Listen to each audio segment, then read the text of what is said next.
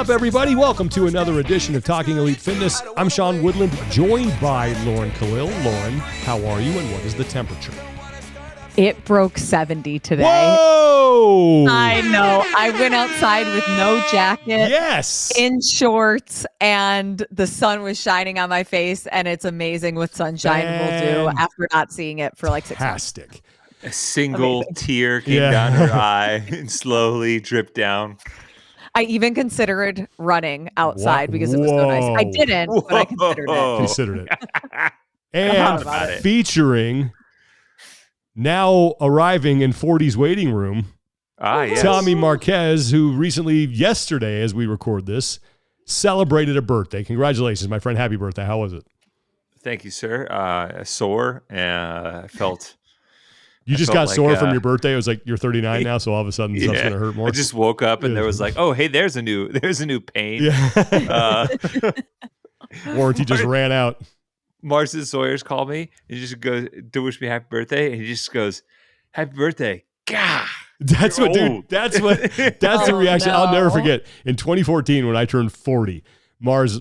I'd worked there, 2 years? And Mars was like, well, how old are you, man? I go 40. He goes, God! Like I just punched him in the gagoots or something. You know, he just gave me this reaction. I'm like, dude, it's not that bad. Come on, man. Like, I'm not dead. He basically said the same thing. He's like, how are you 40? He's like, you're putting you out to pasture soon. I'm like, Jesus, Mars. Well, he's pretty close too, isn't he? Like he's a year behind me. Oh, so he's driving to the waiting room. Yeah, he is. He's in the car. He's at a stoplight. Nice. Well, glad you're both doing well. Glad it was sunny in upstate New York. It was sunny here today, too. Beautiful day here in California. But we're getting rain tomorrow, so we're just going to enjoy it while we can. Happy daylight savings, everybody, for those of you who celebrate. It's nice to have a little daylight at in the evening when you get home. But we have a lot to talk about today. We're going to recap week 2 of the Open, talk about some of the stuff that stands out to us on the leaderboard, recap the announcement. And then we have a conversation with 2 men who are going to be running 2 separate in-person semifinal events. Wilson Pack, who is running the East in-person semifinal with the Syndicate Crown, and then Jeremy Thiel, who is running the Fittest Experience. That is the West semifinal, the West in-person semifinal. Both of them affiliate owners as well. They've been around this community for a long time, so it's cool to get their perspective on running an event, but not only running an event that they would usually run, but now running it as part of a season. So that's going to be a good conversation with the 2 of them. But before we start, we want to thank our sponsor for today, and that is Thirdzy. And Tommy, now that you're knocking on 40's door, he's got a double scoop. You know the importance of getting good quality restorative sleep. Because if you're a master athlete, I cannot recommend Thirdzy highly enough, because not only, when you're a kid, you just need sleep, right? But when you're a master, you need restorative sleep. You need sleep that repairs your body, that fixes your joints, fixes all the aches and pains and the creaks that you got going on. And Thirdzy's going to help you do that. Why? Because their rest and recovery collagen is perfect to help calm your central nervous system, helps you get to sleep faster, stay asleep longer, and wake up feeling great. You got 10 grams of collagen in just one scoop. You take it before bed. It tastes great. It's melatonin free, because melatonin does not, I repeat, does not improve your sleep quality and can leave you groggy. Thirdzy is a full stack recovery solution containing natural ingredients that help relax your mind and body and help you wake up feeling better and feeling restored. You can go to thirdzy.com/TEF and 20% off will automatically be taken off your order, just like that. Thirdzy.com/TEF, 20% off on their rest and recovery collagen. Man, I tell you what, I look forward to drinking that stuff every night. It's like a little treat. It is. I needed it after this Open workout. Yes. Okay, well, let's talk about that, because I did the Open workout. I did it Thursday night. I did it on my own in my driveway. No expectations. Down and dirty. I like it. Beat someone I don't know if he redid it, so I'll have to check. But on his first go, beat someone in my age group who I have a lot of respect for by 1 rep. And the reason why I beat him, and I'm not going to call him out, but I was surprised that I beat him, but he got to the bar muscle-ups like a minute ahead of me. But I hit every one of my attempts, and he missed a bunch. Can you reveal the name? No, I'm not going to reveal the name. What? He's another bald, well-known person in this community. I'll just the put bald white guy. Yeah, but we were comparing notes because I wanted to know how he did, right? Yeah. But and like I said, I don't know if he redid it, and I didn't have a judge or anything like that. I just did it. I'm pretty sure I moved well, but I sandbagged the hell out of that first round, like just to the point where I think if people had been watching, they'd be like, "Are you trying right now?" Because I knew that when I got to round 2, because for me, high volume chest to bar pull-ups when I'm tired are tough. And I was like, I have got to make sure that I get to that portion with enough energy to do as few sets as possible. And that was my strategy, and it worked. Yeah. Yeah. I took a similar strategy, actually. So, in 2022, I finished it under the cap. And when I hopped up to do a warm-up pull-up after doing my warm-up on Saturday, it was the first pull-up I believe I've done since October. Oh man, that is a long hiatus for pull-ups. I don't have access to a pull-up bar at my house. I have only been to the gym a handful of times. We've not done pulling motions. In fact, the only pulling motion I've done was a ring row, and my lats cramped up on me. Welcome to 39. So I was like, happy birthday. So I was like, staying away from that. So I was nervous, and I told my judge, my buddy Sam, I was like, I don't care about my score. I'm not doing it for reals. But do not let me do big sets. You have the right to pull me off of whatever I'm doing if I do big sets. And I'm like, I'm gonna get up there and I'm gonna get one set, and I'm gonna have like a little bit of juice behind me from the start, and then I'm gonna convince myself into doing a bigger set. Yep. You tell me no. No matter what I say. It's like, it's like that old trope in a movie, like, no matter how hard I beg, do not let me out of this room, and sure enough, 3, 2, 1, go. We hop up. I start going. And I did all C-kip, no butterfly. I was like, don't let me do butterfly either. I'm wow, like, you really sandbagged it. All right. And I'm like 8, and I said 9, and as soon as I hit 9, I'm like, you know what? I could do 15. No. In my head, it didn't even take. As soon as I come down, he goes, "Get off now!" And in my face, I'm like, okay, I get off. and he saved me, because as soon as I did the first set of chest to bar pull-ups, my heart rate went from like 115 to like 160. Yep, that was a whole workout for me. Getting through that as quickly as I possibly can and have enough to not have to do a ton of sets on the thrusters. How'd you do, Lauren? I would like to think that almost 10 years of CrossFit, I've gotten wiser and I'm done making dumb decisions. And I am not so happy to report that that's not the case. I still make very dumb choices. It happens in the open. My goal was to finish because back in 2022, I got capped after 10 double unders into the last set. Damn. So I had just got done with the bar muscle ups, but back then I only had singles. Now I can string bar muscle ups together. So I was like, you know what? I should be able to finish. I do it at Friday Night Lights at my home gym. And I got through 3 thrusters on the last bar. And I'm like, dang, if I had like 30 more seconds, I know I could finish this thing. So I wake up the next day and I'm like, you know what? I don't feel too bad. I feel pretty good. No, you don't do and that. all of my friends are doing it in their gym. And I still, even though like I'm doing the workouts on Friday, I'm still going and hanging out with them and, doing some recovery on a bike. And I was like, no, I'm taking this on and I'm going to finish this mother effer if my life depended on it.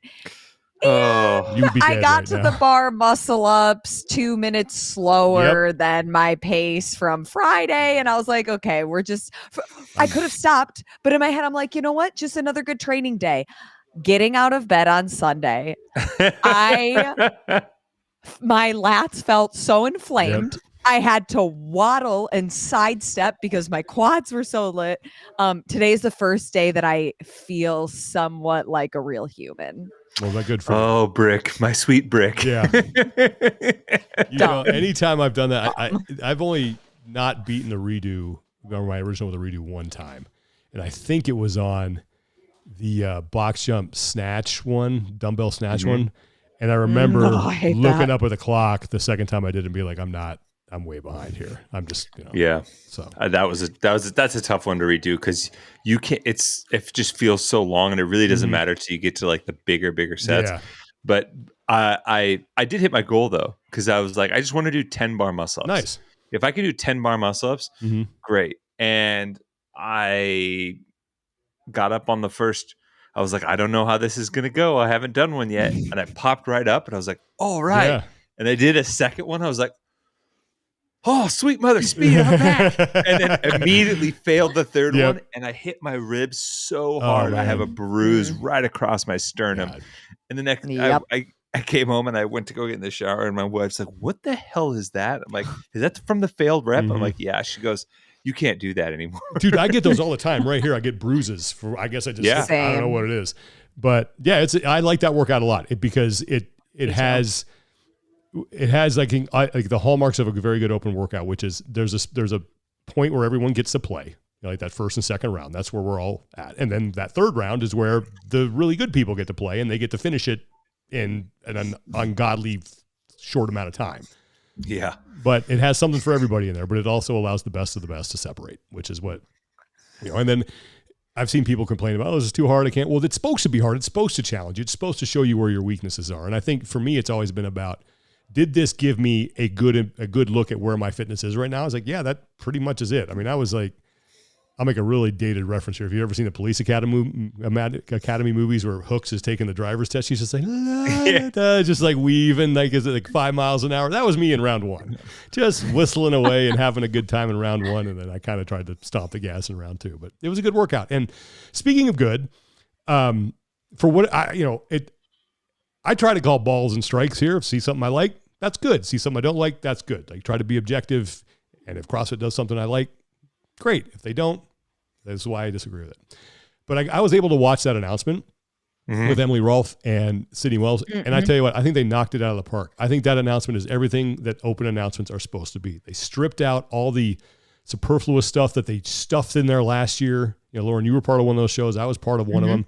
There was so much going on in those shows that it got so bogged down and it was hard to follow. And this was right down the middle. Here we are. Here are the athletes. Here's the workout. Here's something about the affiliate. They interviewed someone there, and then they threw down, and that was it. Like, they got right to it. I thought it was great. I enjoyed watching it. It didn't drag.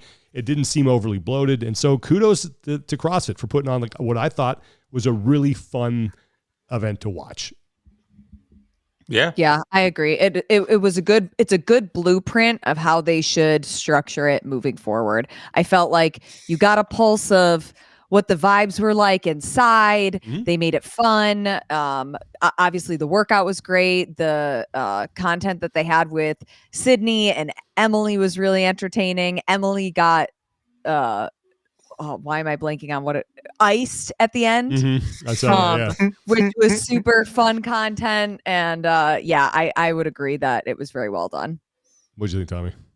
No, I thought it was a good announcement. Yeah. I thought Quick both to the weeks point. have been good. Yeah, I thought both weeks have been good too. I mean, like you said, in the last few years, I think they've tried to shoehorn way too much stuff in, and it just felt gaudy and unwieldy. And it's like, look, what do people show up for? They want to they want to hear the workout. They want to see two of the best athletes in the world throw down. And then, you could sprinkle in some stuff about the affiliate where you're at, because that's like a unique element of it. But it doesn't need to be much more than that. No. Like you said. And yeah, I think viewership is still technically down. It rose from week 2 to week 1, which is good. Yeah, they had like 114,000 concurrent. That was the highest number I saw. And I may have missed something when it was higher, but I tried to keep an eye on it. And during the workout, I think they had like 114,000 people watching. So I saw 122 week 1. Supposedly they had more. It may have been like more people viewed it after the fact too, like total views. But yeah, because I mean, you've been a part of them for a large period of time. But once the athletes, the big name athletes go, you see that drop off if you try to fit any other storytelling in after the fact. So, hopefully they keep it simple, keep it straightforward. Let the athletes lead the way, and yeah. Yeah. The only thing, and this is a problem when we were doing them too, there's no way to get around this. Like if I were going to nitpick here, and I give him a solid A for this, if I had to give him a grade, I was like, that's a really good show. Really enjoyed it. Moved quickly. Didn't waste time. Yep. Is that, you could make it even tighter if you had the athletes ready to go, you announced the workout, you had like a couple minutes just to set up and go. But to do that, you would have to tell them the workout ahead of time, let them warm up and be ready to go when you made the announcement. That's the only thing. But again, now I am nitpicking. Yeah, I still think there's value in doing like the like Spirit of the Community Award. Yeah, for sure. And like that stuff, just sprinkling a little bit in there. Yeah, and I thought when they didn't linger on it, and it wasn't, it's like, hey, this is going on, let's move on to the next thing. Like it moved well. I just thought it was really well done. I think week 3 is going to be a blast, given the people that they have. The athletes are going to be doing it. If they keep that format and keep that energy, it to me, like this really felt like what it was when it was at its best. And so congratulations to the people involved, because Haynes and Emily aren't there anymore. They're not calling the shots. I don't know who is, but it's either someone who knows how to put on a good show or is listening to the people who do. Mm-hmm. So that was well done. Looking forward to week 3. You want to talk about the leaderboard a little bit here? Yeah. Because Colton Mertens and Miriam Van Roer are just running away with this thing. They're 2 for 2. Baby. They're both perfect. Both first place finishes in the first 2 workouts. So women's side, I mean, let me see if I'll pop this up, because there's some names that people are going to recognize up there. Fisa Gaffi, right now is in second place. I'm not sure who this is in third. Alasni Gayazabal. Is that how you say their name? Her name from Spain. Ooh, trying to put some steak on it, Sean. I like it. Listen, I'll butcher anybody's native tongue. Yeah, she's relatively new, I would say, in the last 5-6 years, but semifinal athlete from last year. You got Prevo in 4th, tied with Lucy Campbell, Danielle Brandon, Marissa Flowers. She has videos. And then Andrea Stolberg, as my friend Mads Jacobson would say it, or Andrea Solberg. How about Kristen Holta, 39 years old? She's in 10th. Get out of here with that. Love to see it. Still so fit. Yep. Lowen, she's up there. Raptis, McGonigal. Got some familiar names. Celier's up there. Yeah. Okay. 1 week to go. But top 1% get in, so it's like 1,200. Tia Toomey's, I think, at 54th. I was just curious where she was. She, like I said, she can just fall out of bed and she's qualified. Yeah, she's just joshing around basically at this point. And then on the men's side, Colton Mertens, back-to-back first place finishes, the Iron Hog. Timeout, guys. 401. That's wild. I was just may have done the first round in 401. Do you? If he got 401, I think that it is humanly possible to get sub 4. But it's so funny because right before scores were due, I was talking to somebody in my affiliate, like, is that actually possible? Dude, that guy's a machine. Come on.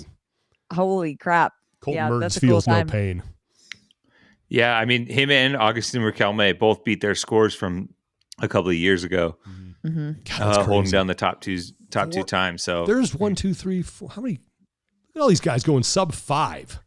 Yeah. My God. That's the other. Adler going 4:26 is pretty impressive. Jeez, Dallin going 4:32, and he's a bigger athlete. That's pretty impressive for him. But I know he likes thrusters, and I know he likes heavier thrusters and some of the upper body gymnastics like muscle ups. It's a good combo for him. Krennikov's up there. He's in 16th. Cornway, 23rd. Riquelme, there he is. Sprague he finished 102nd that workout, but he's still 32nd, so no big deal. He's good to go. Yeah, so, Colton Mertens and Miriam Van Roer. That's good for them. Just killing this thing. I think, I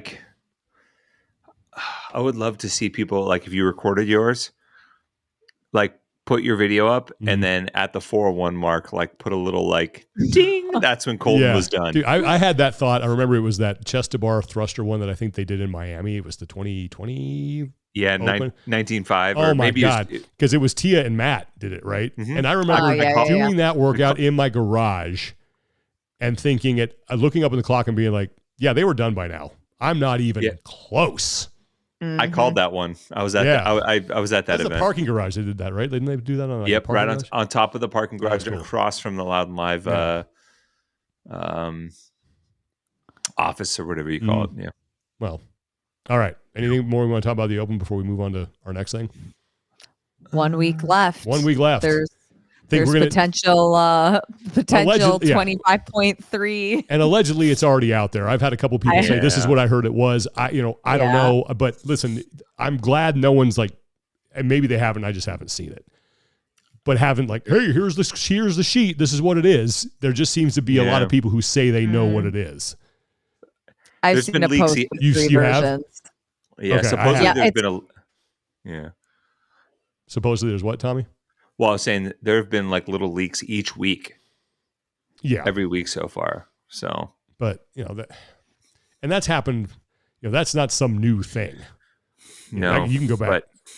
I remember like 9-10 years ago, I think there was one.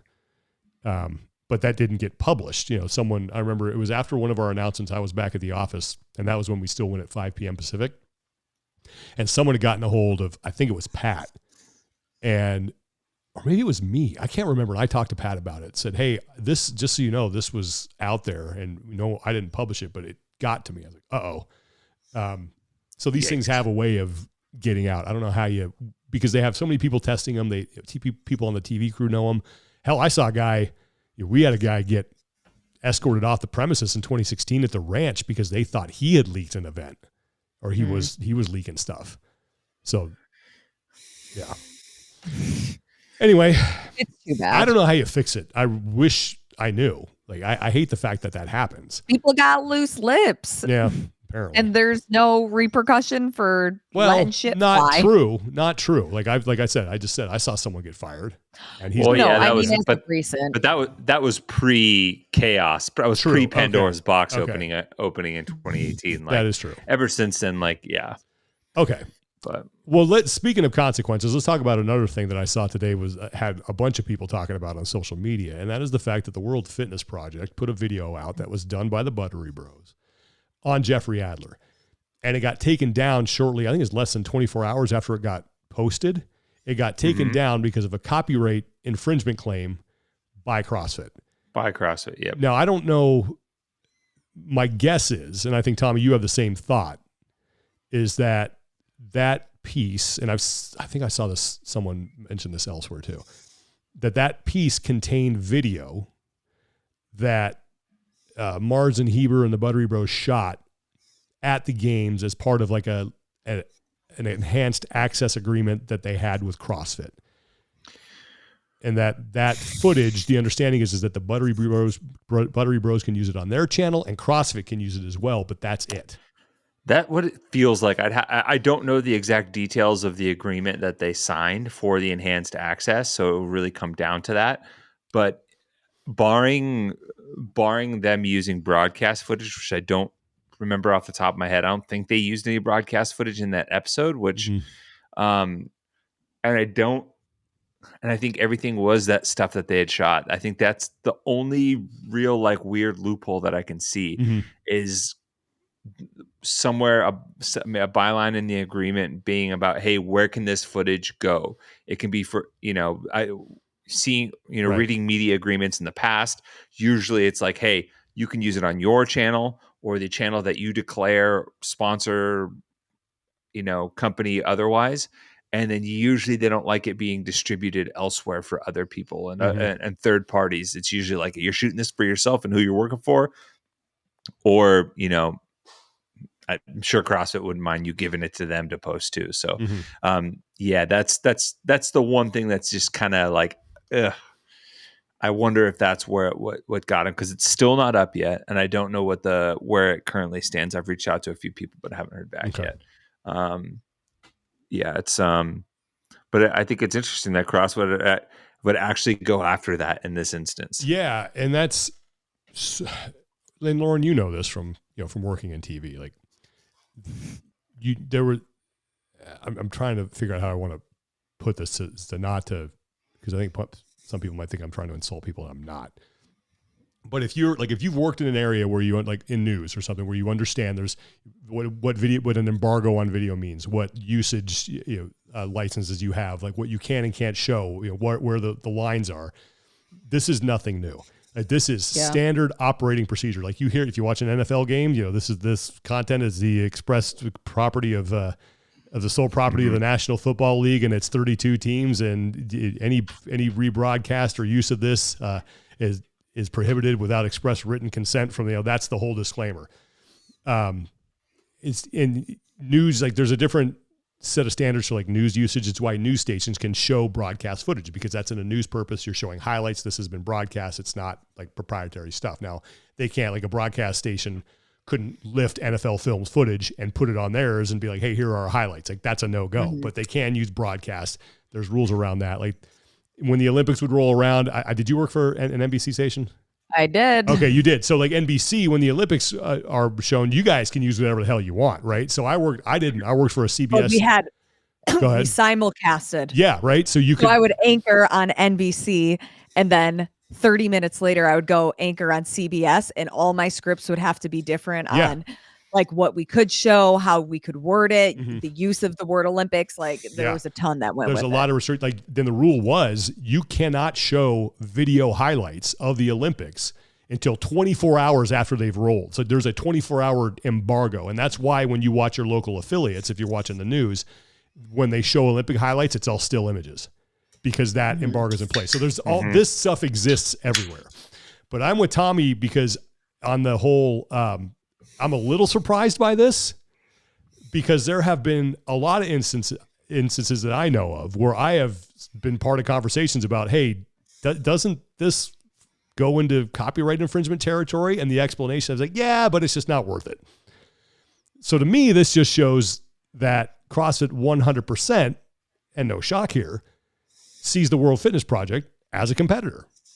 And it's like, you're not using our stuff. And that's, again, I think it's a big deal because it's not something that happens a whole lot in this space. And it's just not something that's second nature. Whereas I think in other areas covering other sports, it just is. You just understand there's things you can and cannot do, And CrossFit's own policy has wavered on that quite a bit. I think in the early days, CrossFit was very, very protective over its trademark and copyright, and was very aggressive. And members of the legal team were pretty much given, free reign to go after that kind of stuff.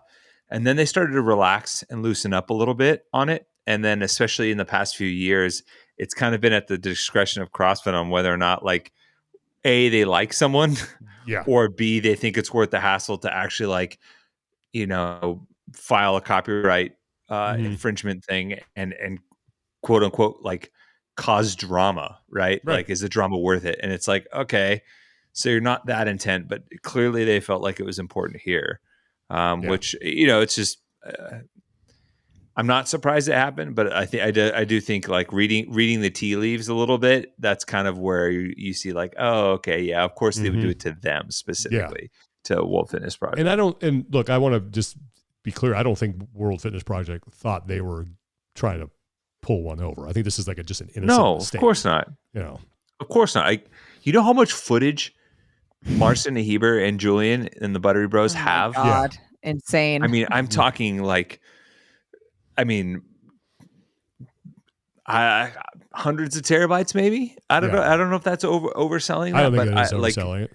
No, the amount of footage that they take and that they store and that they catalog, and especially the last 5 years when I've been on the road constantly, like, I've seen Marston go through more, like, what are those RAIDs, those external hard drives, just stacked up on his desk everywhere. They're probably like, hey, this is our footage. We shot it, whatever. Let's roll with it. And if I'm being honest, like, if you didn't view them as a competitor, you could see why this would ultimately breed interest in the sport as a whole. So it would kind of support you in some way, shape, or form because it's keeping people engaged. And if Adler competes in the game season, then you're also just keeping people engaged with that athlete. Yeah. So yeah, it's a curious instance of them, filing that, and I wouldn't be surprised to see more of it, and hopefully, I'm bummed because I thought the video was really good, and the storytelling element is something that's needed, and I want to continue to see that. So hopefully, it's something that a minor course correct in the future. And, it's because it's a great story following Jeff. A lot of people were pumped on it, and to see that momentum for that type of content suddenly hit a screeching halt while people have to wait and be like, "What the hell?" That sucks. And I think they've already, I don't know where they are with production, but they had the Laura Horvath piece that I think was coming after Jeff or soon thereafter. Well, go ahead. Yeah, they filmed it. They filmed with Laura in Budapest or maybe a different city, but last week.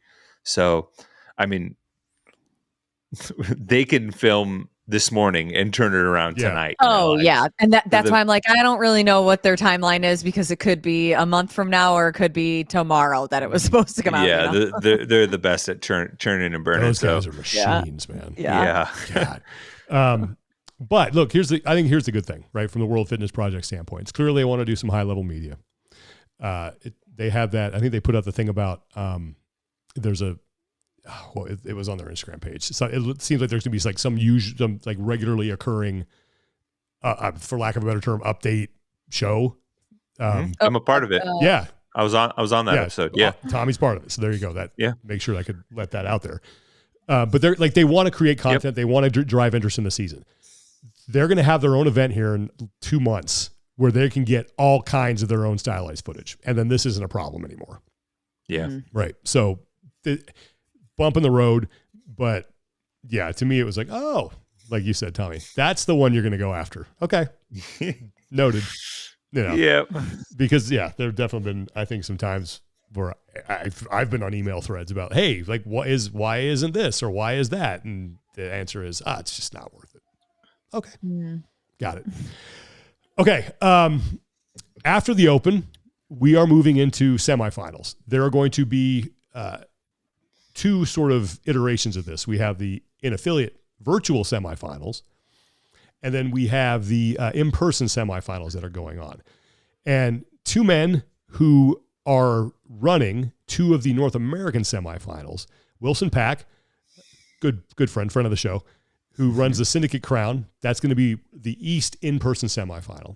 And Jeremy Thiel, who's part of the Fittest Experience that will serve as the West semifinal, recently sat down with, was it just you, Lauren? Was it Lauren and Tommy? Just you, it's right? Just Lauren. Yeah, with Lauren to talk about the challenges of running a competition within a structure of a season, not just on its own, in its own little bubble, how they prepare to take on those challenges and the opportunity that this presents for them to grow their events moving on into the future. So here's Lauren's conversation with Wilson Pack from the Syndicate Crown and Jeremy Thiel, from the Fittest Experience.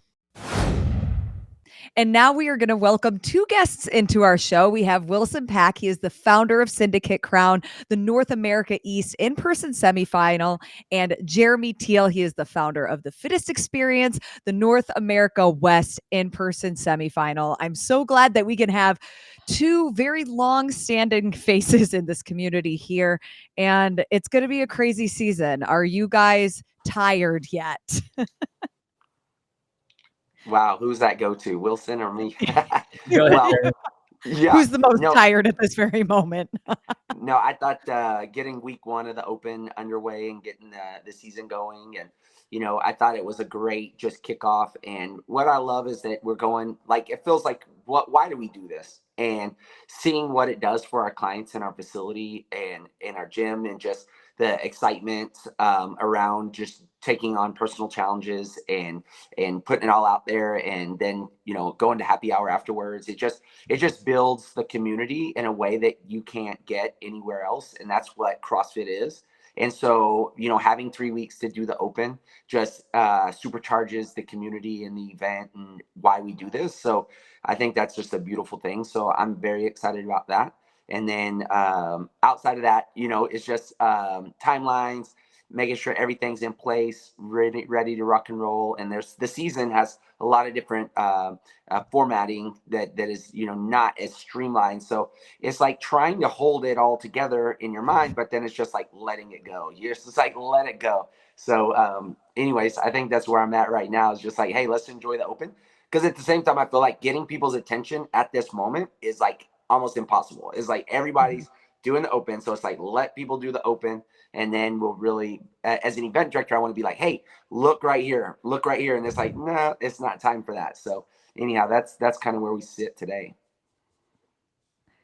Yeah. And even just going back to both of these events, I mean, I can speak from personal experience. I've been to Syndicate, Crown, Mac. I've been to the Fittest Experience. They are such well-run competitions that it by no means surprised me when both of these were going to be part of the game season. But what were those conversations like at the beginning? How did you guys get involved? I know that obviously Syndicate and Mac have been part of the game season before, but Wilson, I'll let you start with, what were those early conversations to being part of yet again another new season format? Yeah, I mean, there's a lot of people within the CrossFit game space that they know the few events out there that can pull this off, right? And making sure that you have the right personalities, you have the right person to lead that charge, and because it requires so much effort and discipline, it was nice to get back into the mix. But ultimately, between Jeremy and myself, I guarantee it was us going back to our internal teams, the people that really drive the ship. Like that's who really is deciding. It's not, Jeremy or myself saying like, yeah, we're doing this. It's going back to those who are leading our event teams, specifically TFX and Syndicate, to pull that off. So it wasn't a single decision on either one of our ends. It was, working with our internal teams to make that happen. And I'm just glad that there's 4 great North American events to, carry that torch into this new ever-changing season. And Jeremy, you have a different perspective because although the Fittest Experience has been the longest standing CrossFit competition in the space, it hasn't been part of the CrossFit Games season yet. So how does that add excitement, challenges, et cetera, when you know that you do get to be part of that process this year? Yeah, absolutely. It's it's all about timing. We're 17 years into this, and I think this year for us made the most sense for us to jump in and be a part of this process. And the opportunity presented itself when we saw a post about the in-person qualifiers, and our head programmer Bryce had messaged me and said, "Hey, let's look into this." And I hit up Chase Ingram, talked to him. He got me in the right connections. Got on with JMac and started the process of interviewing and determining if this was a route for us to go. And everything seemed to check out and line up for us. And so it made a natural progression into what our timelines were and what we were doing. And so it was something that excited to jump on and do. And that's really, the determination of the invitational for us, how we're presenting it, how we're choreographing it, what are all the questions and the things that we need. We have a phenomenal team that's behind us that's been involved in this from the CrossFit Games. We have a lot of people that have helped produce the CrossFit Games on, segments. So we just have a great team that can help us execute at a high level. When you run a competition for so many years and a successful competition nonetheless, but you get to be in control of a lot of those variables. What has the process been like now that you get to be in control of certain things, but you also have to, work with CrossFit and work with the game season and the other elements? What has that collaboration been like from your experience so far? Yeah, and again, that is why it's been such a great year, is that, we really have the freedom to produce the event how we see fit. And so that is a big, desire of mine, to be able to run our competition the way we want to run it. And then working with people like Wilson, the Mayhem crew, and working with Blair and those guys. It just gives us the opportunity to learn and be a part. But I've known everybody from Rory and Rich. Wilson's probably the newest person I've met. I've known, Blair for almost like 15 years, maybe, right around there. So a really long time in the space. And he's been running his competition for a really long time. So it's a unique pool of people that are invested in this community and want to see it succeed. And that's the thing about it, is we do want to see it succeed, and we want to see a season that advances athletes the right way, and we're able to invest into competitions that have given back for so many years. Wilson, how is this year different, but maybe similar in a lot of ways to past syndicate crowns that you've been running? I mean, the similarity is, we're back in Knoxville and it's the same venue. And I think that really allows people to iron out their expectations of, like, as an athlete, what to expect. And that familiarity is good for them. Building a spectator database in Knoxville was challenging from the beginning. But over the years, we've really created a following for those to support that market. So to have those thousands of people who've come in through the doors for MAC 21 and MAC 22 and Syndicate 22 and then Syndicate 24, it's taken years to build that following, but that's going to be really nice to lean on those people to support the event. One thing I think what Jeremy was talking about before, I think all of us, Rich, Blair, Jeremy, myself, like, we've all work in affiliates. We all like coach classes, and like we represent a community, and like I represent 12 Laborers CrossFit in Maryland. And I just think that is a common thread that's interwoven with all of us. And we're doing this to only enhance people coming into the everyday box. And I think that's just something that I think hopefully all the events can bring back their ethos to, and making sure that we provide value to the everyday spectator and everyone in between. In order to run competitions for, Jeremy, for almost 20 years at this point, you think about, yes, it is the passion. It's knowing the pulse of the community. And you both do a great job with that because you are part of affiliates, but also at some point, the competition has to make money. And that's one of the conversations that I think a lot of people in the space are having because of, whether there's less money in sponsorships or less people that want to pay to compete in person. What has that experience been like? Or maybe even just like the evolution of knowing that you have this great product and trying to encourage people to participate, to spectate, and reinvest their money in something that you guys are doing to give back. Yeah, I think that there's a love for the sport. There's a desire to test yourself. And then we are creating a stage for that to be showcased. And so, I believe there are people that want to test themselves and push themselves and see, what their best is. And so we're creating that atmosphere and that opportunity for them to engage.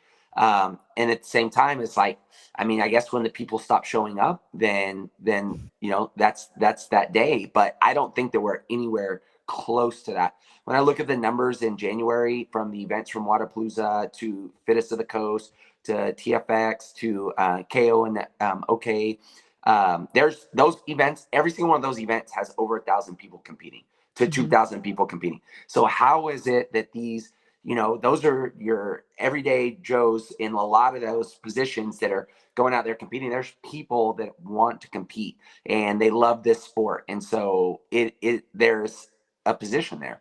At the end of the day, it goes back to us saying that earlier about budgeting. What is it that we can build for the dreams and the best? And at the end of the day, what do we have to cut? Finding the best athletes to go, the fittest in the world, to go the 2 spots for men and women. What does it really take? We need a competition floor. We need a warm-up area. And what else? You need some formatting, and you go out there and compete. So what else do you need? At the end of the day, it's like, that's what you're testing and doing. And so it's, that's what I was saying earlier on the call. You already given me perspective of going like, yeah, what is that gauge? What is the proper rollout for that? And so we do have our dream list of things that we want to get accomplished and what we want to do. But at the end of the day, we have to run a financially successful event, and we have to cut budget where budget has to be cut. But at the end of the day, we are going to find the top 2 male and top 2 females in North American West region and send them to the games. So that is going to happen no matter what it looks like. Wilson, but go ahead Yeah, with I would your say, your thoughts on budget and what gets cut. To Jeremy's point, I mean, CrossFit is such a unique ecosystem that our community athletes participating that drive revenue to the event are also probably the spectators of the event. It's such a unique format in that sense. I think CrossFit it's not necessarily do people love CrossFit or not. It's more of, I think, people's lifestyles just change over the years. And, you might not be able to come to the event because of a kid's soccer game or, swimming lessons or, just things like that. And I think all of us want to be a part of it if we have the disposable time. But I think we're more so challenged with just like entertainment values. It's not just CrossFit. There's other things that pull people's time away. But going back to Jeremy's point on just keeping the event afloat, I think it really comes down to how much the event organizer and Jeremy, myself, are willing to risk to invest in the future. And I think both of us are examples of, there's events we've lost money. There's events we've made a little bit of money and everything in between. But like most small businesses, like margins are small. I think the difference is we have the passion to put in more energy than like your standard 40-hour work week. And there's a bunch of people that we're leading that care just as much. We believe in the methodology. We want the sport to continue.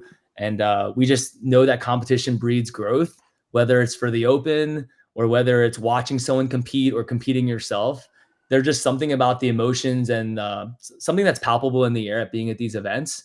And, I think for Jeremy and myself being, for some competing and for others watching, being at these old regionals where you can just feel the electricity in the building, we're just doing our best to recreate that experience.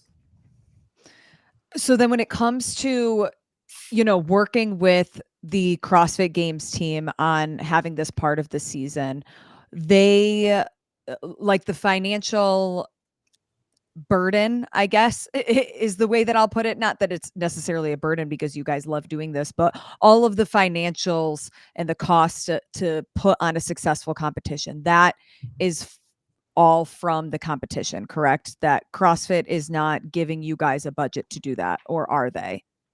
It's Jeremy and I are going to be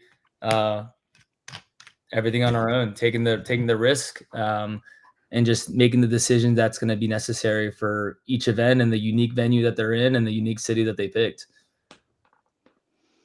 What has then been the collaboration like? Because I think I saw today they released, or at least when we're recording this, they released one of the workouts that at least the North America in-person competitions will be doing, Heavy Isabel. First, what are our thoughts on that? You want to start, Jeremy, or do you want me to kick off on that? Go ahead. Yeah, we today is March 5th. So yeah, on Wednesday, all North America events. So between the four, we're doing Heavy Isabel. It's 30 snatches for time, but it's at a much heavier weight, 225 for the men and 155 for the ladies. And each event is going to be putting that inside their competition. And it was just going to be cool to bring, once again, some standardization across one of the workouts. And, we all love data. We love numbers. We love comparing. So we're just excited to provide that excitement. And for, the rest of us in this community to be able to just do it at regular Isabel is a challenge. And so it just gives us a lot of appreciation for the athletes that are putting in the work and showcasing their fitness on the competition floor. Mm-hmm.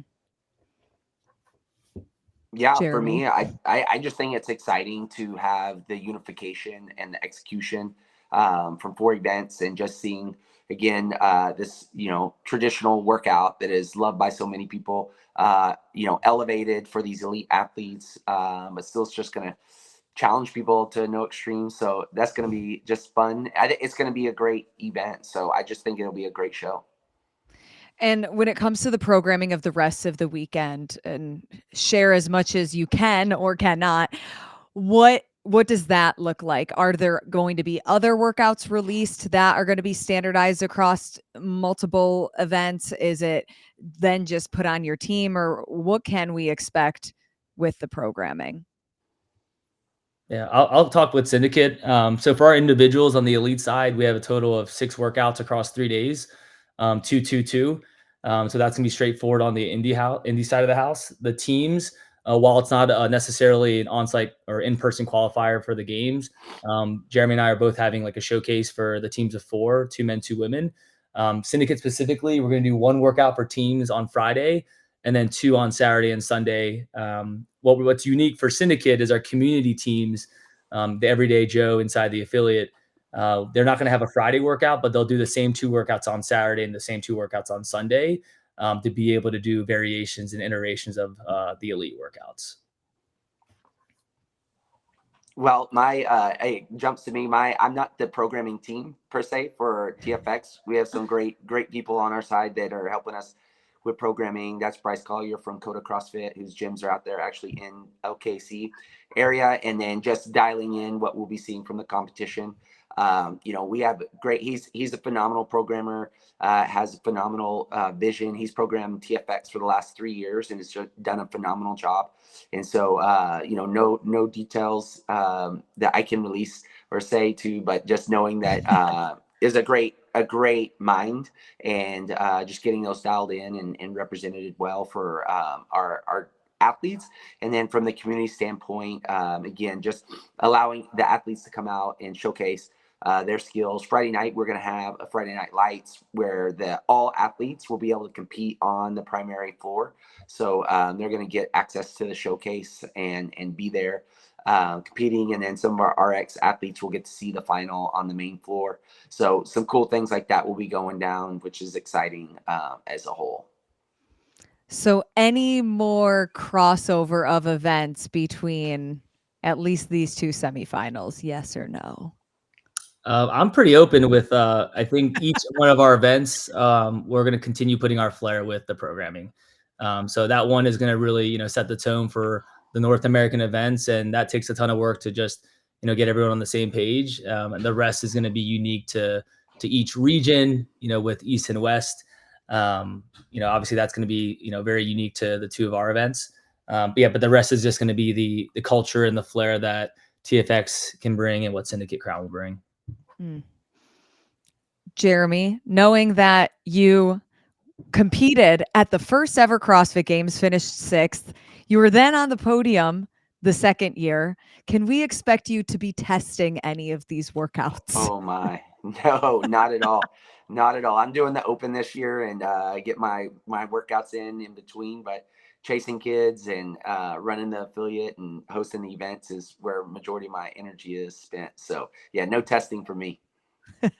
Understandable. Wilson, will you test any of your workouts? Oh man, no. I mean, if I was healthy, fully fresh, I probably could test some just RX workouts to like maybe test some time caps. But I actually tore my Achilles back in October, playing basketball, not doing CrossFit. So I still did the first open workout, but I had to step back on every burpee. I had to step over the dumbbell, which is considered foundation. So I gladly checked off the foundation track. And then I lunged on the same leg every time in both directions. So pretty much my right hip flexor just rocked because I used the same tie for both the burpees and the lunges. So I was able to do the workout. I was probably the only person who did foundations with the 50-pound dumbbell. But it was cool to just put in a score and do it with the rest of the community. Knowing that, I feel like we really do have 2 OGs on this interview right now.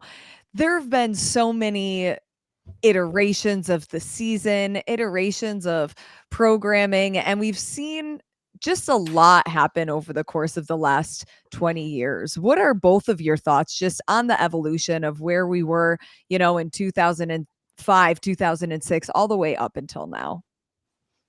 Jeremy, I don't know if I consider myself OG, so I think you're gonna have to kick off this one. I can say I probably signed up for like over 10 opens, but I think you're That's still pretty good.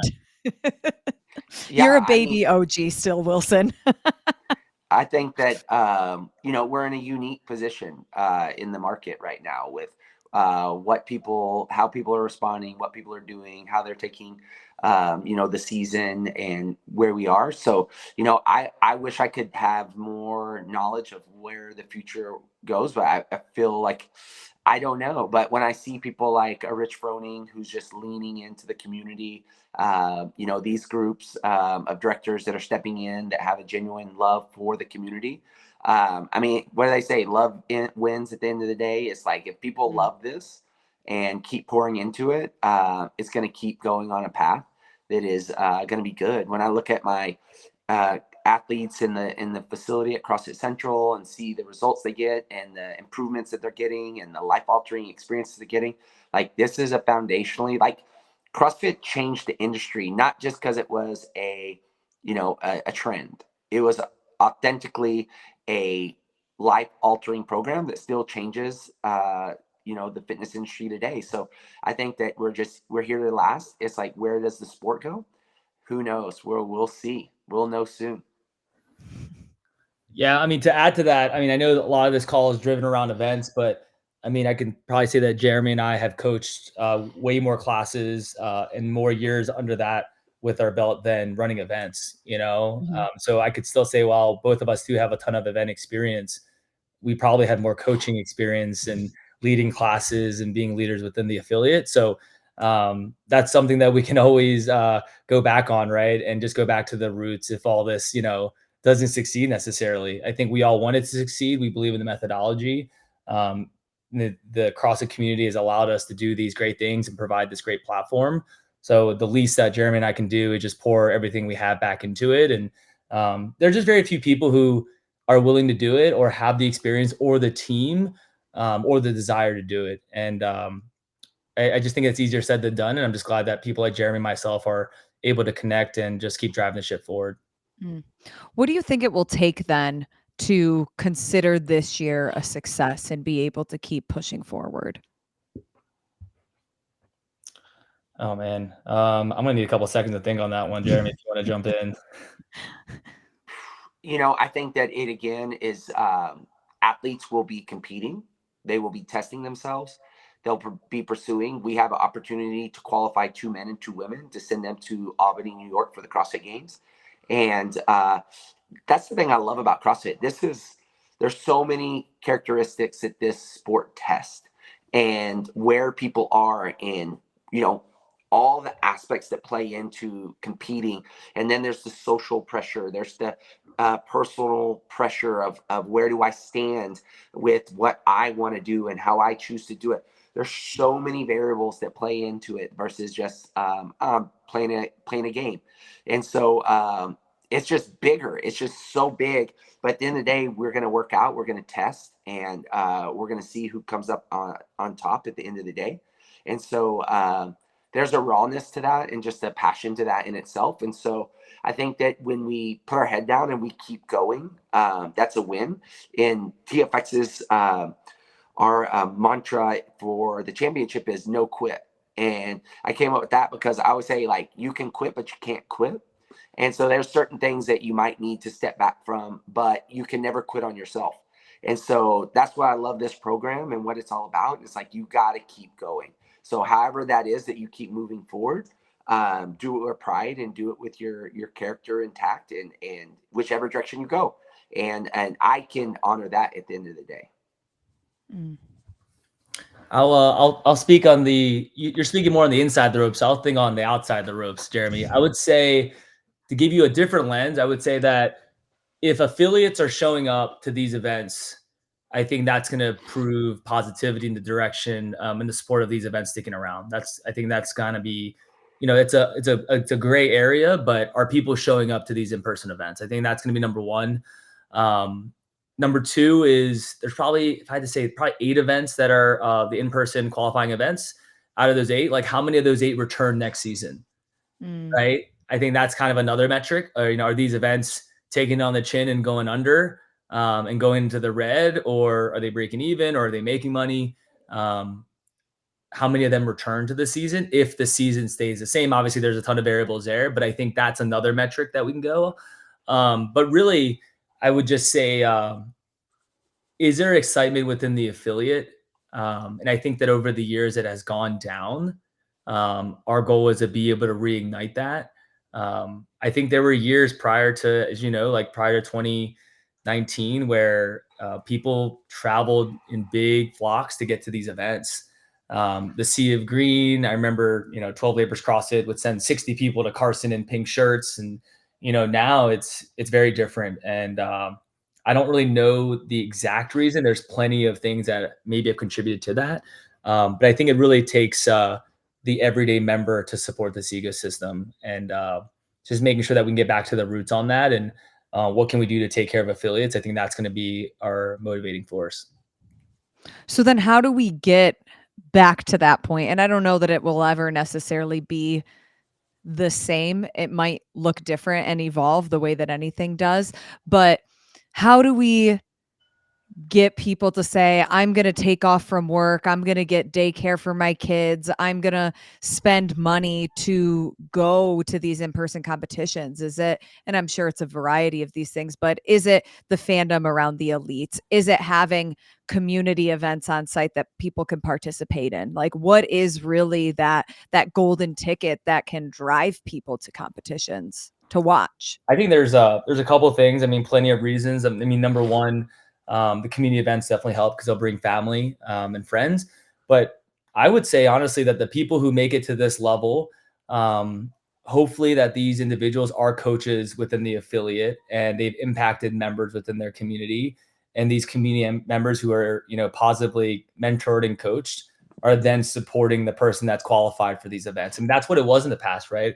A lot of people who participated at the regional level on these teams, on the podium, they were CrossFit coaches or owners like Jeremy. And I think that's the difference in where the elite athletes have taken off, is most of them probably aren't in everyday affiliates anymore. I'm not just casting a blanket, but I'm just saying that there are instances where that's more of the trend now. And hopefully elite athletes, everyday athletes, and everyone in between can find the affiliate, the box, the CrossFit gym to being the hub of where everything starts. And the open and everything else is going to contribute to that. This isn't just going to be me and Jeremy running an event and getting everyone there. It's going to be all the events throughout the year, the Open, Rogue Invitational, the CrossFit Games. It's going to be all these little touch points throughout the year that get people excited just about CrossFit as a methodology and as a sport. Well, we are just 2.5 months away from the kickoff. We're getting through the Open. Jeremy, Wilson, it was so great to have you guys on to talk more about your events and just the event space in general. And I wish you both all of the success. I know you both run great competitions, and I can't wait to see y'all on the other side. Awesome. Thanks a lot, Lauren.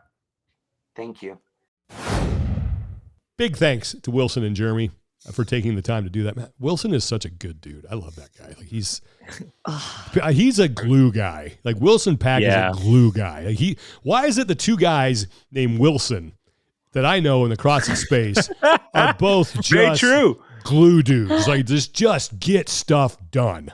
100%. And I mean, the historian in me loves seeing, Jeremy, pop up in media and be able to find success with his events, because he's been a part of the sport since the very beginning. Mm-hmm. His family has been, whether it's like his wife qualified for the games in 2011, his, sister or sister-in-law, Carrie Kepler qualified, was one of the OG members of like that CrossFit Central group with Lindsay Smith and that whole crew. They were like the first powerhouse gym for the sport. It's just cool to see those people still involved. Yeah, for sure. Lauren, what was your biggest takeaway after sitting down with those two?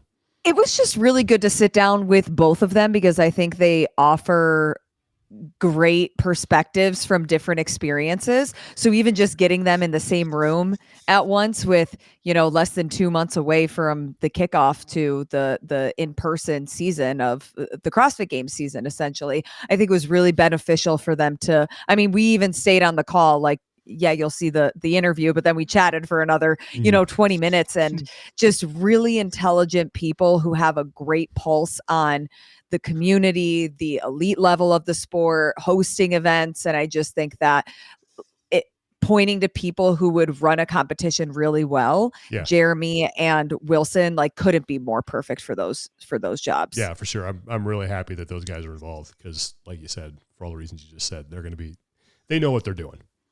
Yeah, I've been to the Syndicate Crown a couple times, and then the Mac that Wilson also I've never had a complaint or seen anything that's like, oh well, they don't know what they're doing here. Like this is a gong show or anything like that. Like that's always like it runs tightly.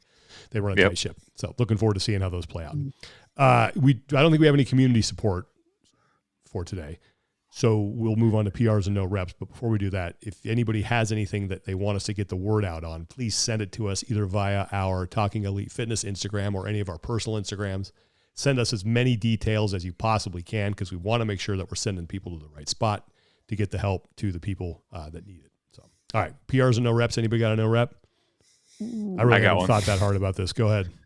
I'm no repping my lats and this sacred area of your meaty pectoral called the booby bridge. It's the spot. That's what it's called? Well, that's what I call it. Yeah, that's it's that's what it's called in the Grey's Anatomy book. It's the midway point between your shoulder and your nipple where you get sore kind of if you open up your arms a little bit and overextend that you can it's just in front of your armpit. That was so sore from 25.2. I could not run yesterday. I went to go for a jog. It's my birthday. Yeah. I'm like, hey, let me go for a jog. Why? You should be celebrating, not punishing yourself. I'm gonna celebrate later, so I'll go for a jog. And I couldn't run because the physical shaking of those muscles when relaxed hurt too bad. So it took 50. If there was a security cam at the gym yesterday, it would have watched me run out of the parking lot, get about 15 steps, stop, rub my chest and lats, look around, and just head down George Michael from Arrested Development. Just walk back into the gym because that was so sore. I'm surprised I wasn't that sore after that one. And like I said, I tried pretty hard. Like I felt it, but I wasn't like, oh, I can't get out of bed. I mean, I creak every morning when I get out of bed and my knees pop and stuff, but I wasn't like, man, I trashed myself. Like last year, a couple of those workouts, I was wrecked. If I don't do pulling motions, it gets me really bad. Oddly enough, my chest, because of the stretch reflex off of the bar muscle ups. That's really all it is. It's so weird, just because I'm deconditioned for that specific movement. Thrusters, legs felt fine, no problem. Lauren, you have a no rep? I don't have a no rep, right. not this week. I don't think I do either. I don't even know if I have a PR. I just sort of didn't really even think about this. Go ahead, Tommy. Yeah.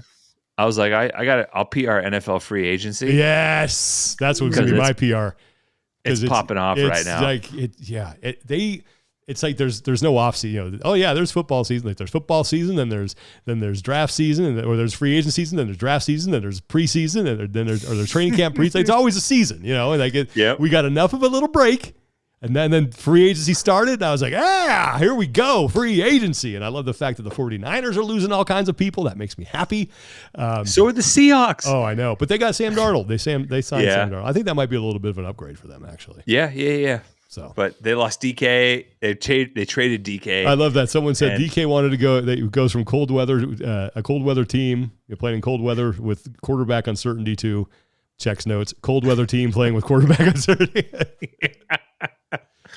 That's I'm going to PR NFL free agency too, man. That was at least the Cowboys signed their punter. There you go.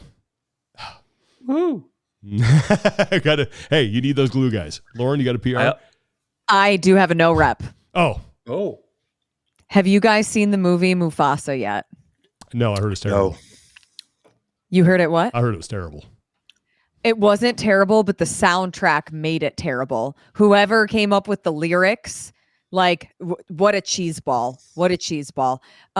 Scar should not be having the lyrics, bye-bye. He's supposed to be intimidating and scary. And when he's saying bye-bye, every third word, I am having secondhand embarrassment. The soundtrack was so bad. It ruined it. It ruined it. It ruined it. Damn. It's a bummer. I'll PR Andor. I'm going back to watch season 1 of that show, and I forgot how good that show is.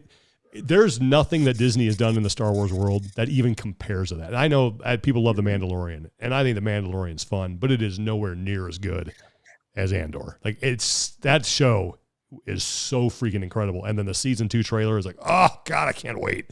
So getting fired up. April 22nd. I'm excited for that too. That's that when you were like, when season 1 came out, you're like, call me when you see the episode. I was like, what episode are you like? You'll know. And as soon as I watched it, I was like, Sean, oh my God. Yeah, it's so fantastic. And I can't wait for season 2. So I'm going to PR. I do want to throw a PR to Katie O'Gorman and Natalie Talbert, both 2 women at my gym who have just kicked the crap out of me in these 2 workouts. Nice. I've done them alongside them, along with Daniel, the owner of our gym, and they have just boot up the rear. I mean, ankle deep. They just smoked us. Wow. Smoked us. Katie finished an exact quote from Katie.